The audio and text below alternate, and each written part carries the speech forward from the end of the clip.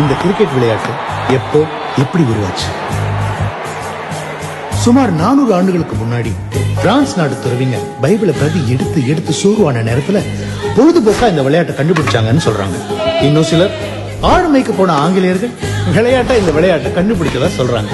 எது எப்படியோ இந்த கிரிக்கெட் விளையாட்டு ஆங்கிலேயர்களை மட்டும் விடாப்பிடியா பிடிச்சுக்கிட்டு அவங்க இருந்த எல்லா இடத்துலயும் பரவ ஆரம்பிச்சு. அரண்மனையில, வயல்வெளியில, ஏன் போர்க்களத்துல கூட அவங்க கிரிக்கெட் விளையாட ஆரம்பிச்சாங்க. மட்டைக்கும் பந்துக்குமா இருந்த போட்டி காலப்போக்குல மெருகேற ஆரம்பிச்சது. பேட்டோட அளவு மாறுச்சு, பந்து கடினமாச்சு, 2 இருந்த ஸ்டெம்போட எண்ணிக்கை 3 மாறுச்சு. ஆனா இந்த விளையாட்டோட அடிப்படை மட்டும் மாறவே இல்லை. அதாவது பறந்து வர பந்த ஸ்டம்ப்ல படாம பேட்டால தடுக்கணும், எதிரணியை விட அதிக ரன் எடுக்கணும். கிரிக்கெட்டை பொறுத்த வரைக்கும் விதிகள் இல்ல, எல்லாமே சட்டங்கள் தான் சொல்லுவாங்க. காலத்துக்கு ஏத்த மாதிரி அந்த சட்டங்கள் மாறுச்சு. அதுவே பல விவாதங்கள் உருவாக காரணமும் ஆச்சு. ஒரு ஓவருக்கு எத்தனை பந்து வீசணும், எந்த முறையில வீசணும், பேட் எந்த வடிவத்தில் இருக்கணும்னு பல விவாதங்கள் நடந்துச்சு. பேட் பாலோட அவங்க சட்டங்களையும் கையில எடுத்துக்கிட்ட ஆங்கிலேயர் அவங்க கைப்பற்றின எல்லா நாட்டிலையும் இந்த விளையாட்டை பரப்பினாங்க.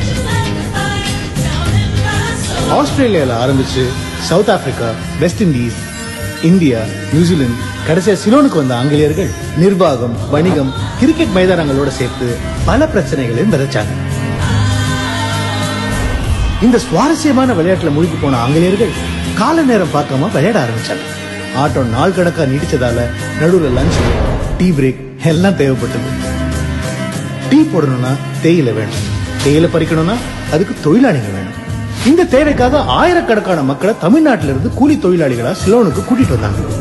அப்படி சிலோனுக்கு கூலிக்கு வேலைக்காக வந்தவங்க தான் இளம் தம்பதிகளான சின்னசாமியும் அங்கம்மாவும். இந்த ஜென்டில்மேன் துறைங்க கிரிக்கெட் விளையாட கூலி தொழிலாளியா வந்தவங்க எல்லாம் எட்டி நின்று வேடிக்கை பார்த்துட்டு இருந்தாங்க. இதெல்லாம் மாறப்போற காலம் வந்துச்சு.